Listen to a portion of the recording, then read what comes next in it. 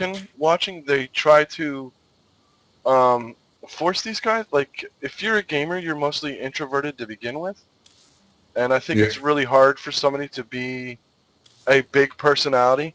Like, Stefano lives kind of like, is a big personality. He has a big personality.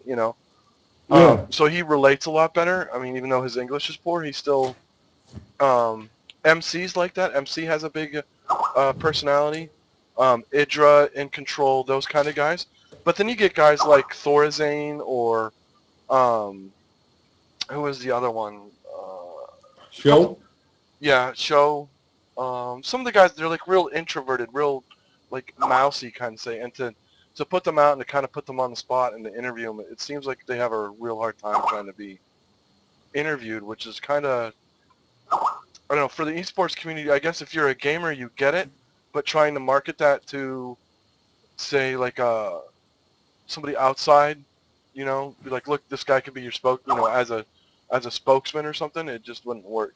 I don't see companies flocking like it should, even though it has a huge um, international exposure. Well, I actually think a lot of the pro gamers could use some media training. Mhm. How to speak with the media, how to react to the media, how to say politically correct things.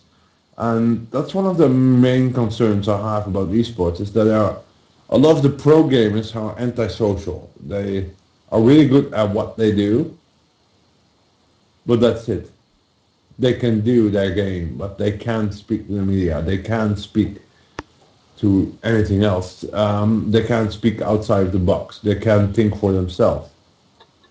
They Well, just, I think if you ask esports, them like a to lot of speak it, genres, oh, I think esports, like a lot of genres, has a language barrier when it comes to the general population that they have to get past. And I think that's where a lot of pro gamers get hung up on, is actually reaching out and speaking to the people who aren't as game centralized. the basic thing is we in Holland and mainly in all of Europe we all speak English. Hmm. Two of the most biggest countries lack English, and that's actually Germany and France. They lack the English skills because they don't get them at preschool like we do. In Holland, I got English when I was 11, 12, Well, even though I already spoke it because I've been playing video games since I was 6 or 7. So my English was rather well developed for my age. So like when I went to preschool, none of them could speak a word English, and I was like, "You guys are retarded. English isn't that hard." yeah. Watching like video games, playing video games, watching movies actually really helps develop your English. To be honest, my English is uh, better developed than my Dutch. Really? Yeah. Well. If you see my Dutch grammar, you're gonna cry. If you see my English grammar, you're like, oh, he's English. Yeah. uh, If you see my Dutch, it's awful. It's awful.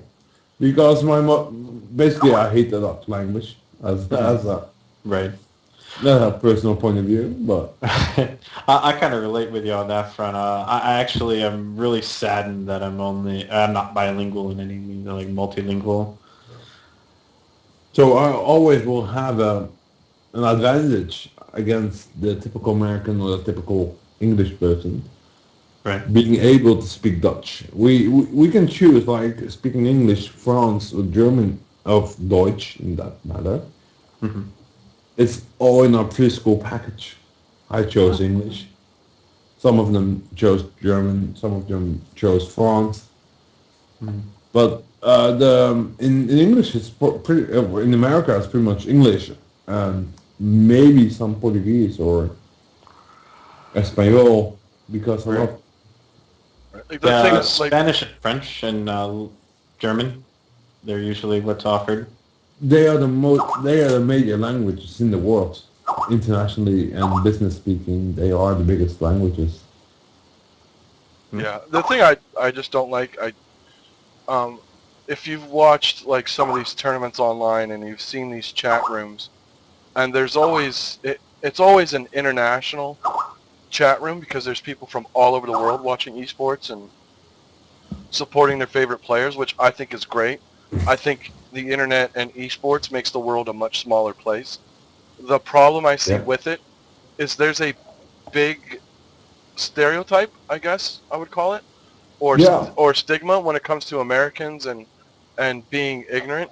And when I see Americans on these chat rooms trying to fight the stereotype, all they do is end up feeding more into it, and it's Indeed. so annoying for me as an American. I want to reach through Oh, my computer and slap the crap out of each and every one of them. Like I don't don't know if feed the it's trolls. it's just unruly, and their lack of like they come off like they know this is right, and it's absolutely like to this guy like he could have said that Hitler won World War II, and he would fight to his dying breath to say that Hitler when everybody knows he didn't win.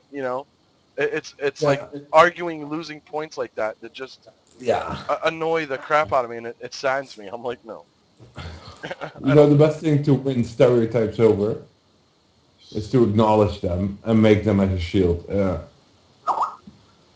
Right. Okay, Embrace I'm them. American. I'm retarded. But here's my point of view. You know, I do that a it's lot.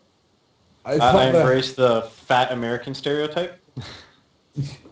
Yeah, you know the funny part is that half of Europe is overweight as well. That doesn't really matter. It's just a There's a great stereotype. comic I've seen about that talks about the differences between U.S. gamers and American gamers, and it's the mirror images of the same fat kid behind the monitor. Indeed. And it doesn't really matter. And I think a lot of people in esports are afraid to come out. So it's like the gay community in a lot of countries. They're afraid Right. to come out, but they are afraid to be teased by being a so-called nerd or whatever. Well, Right. that stereotype isn't true anymore. Maybe like 10 years ago, yes. If you had like a kid playing Pong all day, yeah, he was a stereotype. But that's not like that anymore.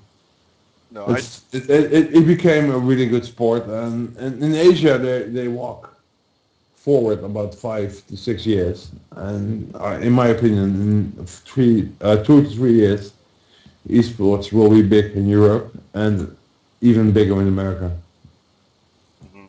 Yeah, I I think can't there's wait a for the day. yeah there's still a big stigma, and it's not necessarily how to put it. My generation, my current generation, which is just now coming up, I'd say from I want to say from like 35 to 35 to If 25 in there, like yeah, that 10-year range. That's coming up through now. That's grown up with video games and has grown up with the internet and seen it launch and seen what it can do. yeah, Once the old guard kind of passes, I think the stigma about it only, oh, you're just playing, you're wasting your life playing video games. I think that will really change, and I think things like MLG and DreamHack and just the overall interaction between us is really going to change that. But it's still kind of hard. Like I know from dealing with Tubby4acause and trying to gather donations and stuff from companies that don't have already a web presence to try to explain them how it um, works. yeah, and how great this is that I'm offering them free worldwide exposure, if they sponsor us or our event, and they can't grasp it. You mean people actually watch you play computer games? It's like, yeah, it's Yeah, huge. that's usually the first conversation I have to have with somebody when I approach somebody about the charity. Is that I have to explain that there are people out there who make a living playing video games. It Yeah, and completely baffles the average person. that's what I mean with marketing is lacking. Marketing is so far behind because they were always, well, how can you say, stigmatic to their own ideals. Like, if I make a commercial, everyone will buy it. It doesn't work Right. like that anymore. Yeah. The internet is so open, it's so free to communication, it's so public.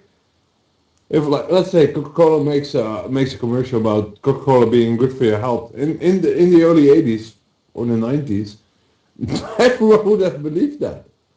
It's Mhm. Right. like, oh, they say that. It's possible, but it doesn't work like that anymore. And that's what you when you have like the 25, 35-year-olds, they are so much more advanced than the 50s or the 60s-year-old persons that are now running the directorships. They are the heads of the marketing. They have no idea what they're doing anymore. They don't know how to reach people. They still think in their own box that Right. commercials on TV are better. No, it doesn't work like that anymore. You know, Google is like one of the most profitable advertising Hmm. companies there is. However, people think they're using Google for searching stuff. No, that's actually searching for advertisement. Right. Yeah, I think more of them are. I think it's a safe say to just to throw a number out there. I think it's safe to say that more people in America now spend more time on the computer than they did in front of the TV. Now, like a few years ago, that was probably a different story. But like Definitely, even definitely. with the Olympics coming up and NBC, like I was so happy when NBC announced that not only are they covering the Olympics not only on the TV and on their channels, but you can get bonus coverage through online. So I Yeah. get to see, so like me and my son can huddle around the computer and watch the wrestling tournament, because that never gets on TV. But Right. No, and that's the internet has become so big. It's a threat to the big government that's out there right now. It might seem like a conspiracy theory, but I think a lot of big companies are afraid of the open communication that's out there.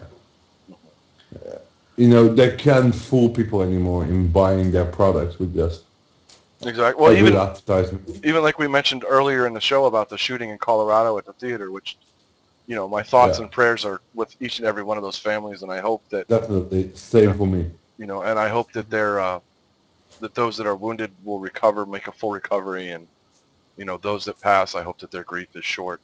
But the coverage of it was so horrible on the normal media outlets that everybody was just flooding to the internet to try to find out What the the fuck best is the that? best coverage of it was on Reddit.